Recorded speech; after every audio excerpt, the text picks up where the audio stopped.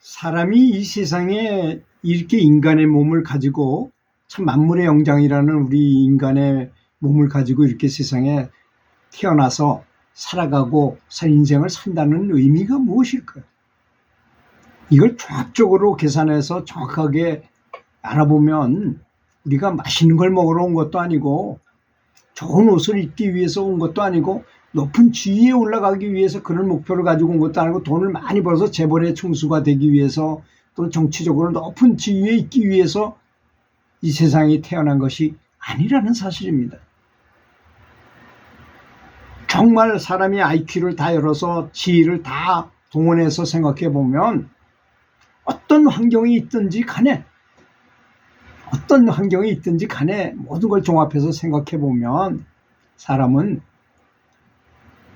내가 누구인지, 자기 정체성이라고 말하잖아요. 그거를 내가 누구인지, 내가 무엇인지 이걸 알아내는 것이라고 합니다. 그게 목표라고 하는 것입니다. 그런데 우리는 어떻게 살고 있습니까? 돈 벌어야지, 지위가 높아져야지, 승진해야지, 뭐 이런 것에 치우쳐가지고, 그래서 부처님께서 탐진치 삼독을 버려라. 욕심을 버리고 화내는 마음을 없애고 어리석음을 없애라. 이 두 가지를 없애면 어리석음도 없어져요. 저절로 없어지는 않겠죠. 노력해야 없어지겠죠. 지혜를 찾아야만 되는 거죠.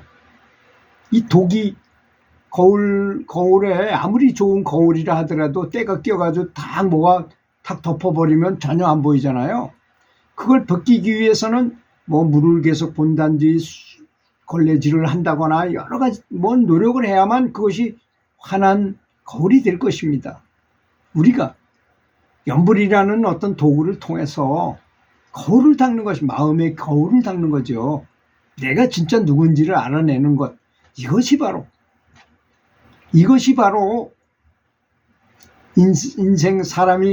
사람으로 태어난 근본적인 목적이라는 것입니다.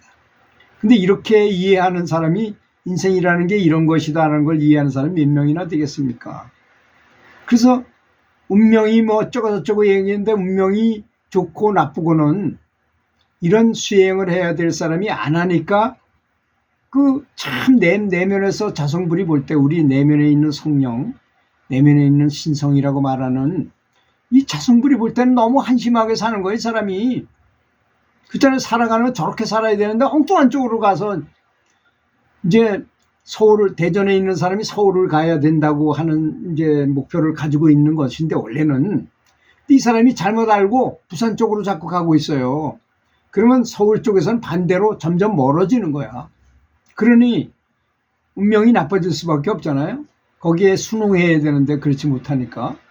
그래서 영적 수행을 제대로 하지 않으면 문제가 생길 수밖에 없는 것이 바로 운명이라는 것입니다. 그러니까 정말 영적 수행을 제대로 하고 하면 운명이 나빠질 리가 없어요. 그래서 그런 말이 있잖아요. 산속에 들어가서 혼자 돌을 닦아도 굶어 죽지는 않는다고. 뭐 짐승이 갖다가 뭘 갖다 주든지 새들이 물어다 주든지 간에 굶어 죽지 않아요. 왜? 내면에 있는 자성불의 IQ는 만도 넘기 때문입니다. 우리는 고작 해봐야 IQ 100에서 뭐 200 정도밖에 안 되잖아요. 근데 IQ 많이 나를 도와주면 지혜가, 상상 초월의 지혜가 많이 보이기 때문에 그런 것입니다. 사람은 자신의 영적 성장에 대한 책임을 가지고 있어요. 근데 그걸 안 돌아다 보니까 운명이 나빠지는 것입니다. 그래서 예화로 한번 제가 설명을 해드리겠습니다. 옛날에 한 마을에 두 친구가 살았어요. 한 친구는 아주 부지런하고 지혜로웠어요. 근데 다른 한 친구는 게으르고 어리석었어요. 부지런한 친구는 어떻게 살겠습니까? 매일 일찍 일어나서 밭을 갈고 집을 짓고 물건을 만들어 팔고, 반면에 게으른 친구는 매일 늦게 일어나고 빤빤히 놀기만 하고 아무것도 하지 않았습니다.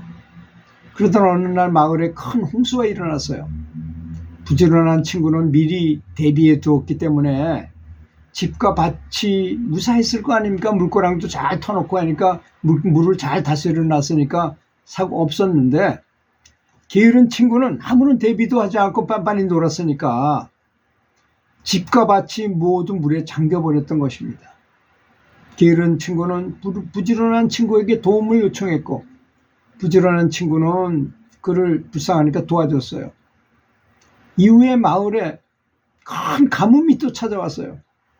부지런한 친구는 물을 미리 저장해 두었고 농사를 잘 지을 수 있었지만 게으른 친구는 물을 저장해 두지 않았기 때문에 농사가 폭삭 망한 겁니다.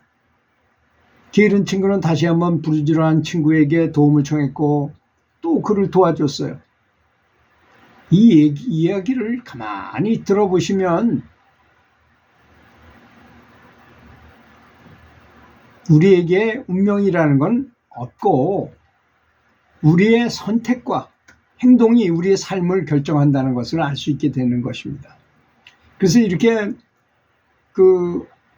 KBS 아침마당이라는 거기에 보면 이제 뭐 초대돼서 오는 손님들의 얘기를 들어보면 환경이 아주 나쁜 데서 성공한 사람들이 많아요. 그런 걸 사람들이 박수치고 참 잘했다고 이렇게 성공한 사람이라는 말을 쓰는 것입니다. 아주 좋은 환경에 태어나서 그냥 쉽게 이렇게 된 사람을 성공했다고 말을 안 합니다.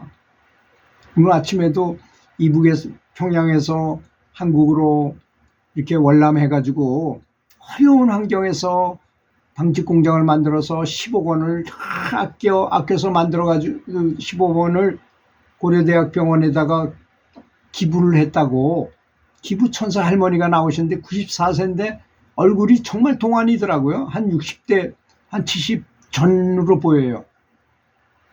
그 말씀도 잘하시고 재밌게 하고 진짜 감동을 주었습니다. 전 국민에게. 그리고 일단 딱 보기만 해도 너무나 후덕해 보여. 왜? 항상 돕는 거를 마음을 갖고 있는 사람들은요. 보기만 해도 아주 보는 것만 해도 기분이 좋을 수밖에 없잖아요. 그런 것입니다. 그러니까 인생이라는 건 자기가 얼마나 삶을 얼마나 열심히 공덕을 쌓으면서 사느냐 이것에 운명이 좌지우지 되는 것이지 나는 원래 사주팔자가 이렇게 돼가지고 이렇게 된다? 아닙니다. 그래서 그런 말이 있잖아요. 사주쟁이들이 하는 말이 어떤 사람은 군왕의 상이 왕이 될 상인데 너무나 게을러 터져. 그랬더니 나중에 10년이 지난 다음에 보니까 이 사람은 거지가 돼 있었고 거지 상인데 이 사람이 너무나 부지런한 사람이요. 나중에 10년 후에 보니까 당신이 큰 재벌이 될 상이라고 그래서 진짜 부자가 됐더라는 것입니다. 그런 말이 있잖아요. 그렇듯이 운명이라는 것은 없습니다. 열심히 연불하시고 바른 길을 가도록 노력하면 저절로 운명은 좋은 쪽으로 돌아올 것이라고 확신합니다. 들어주셔서 감사합니다.